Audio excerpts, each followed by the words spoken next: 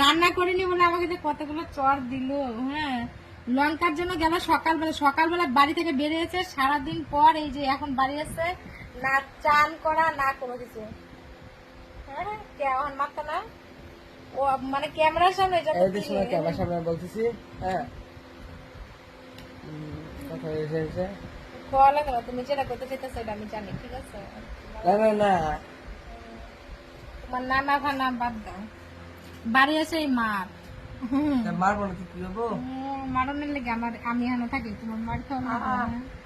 আচ্ছা জলদি পারি ওকে সারা প্ল্যান করতেছে। আমাকেও কেউ যদি নিতে চাও একটু অফার করো, আমারও তো একটা রাস্তা দেখা লাগবে নাকি?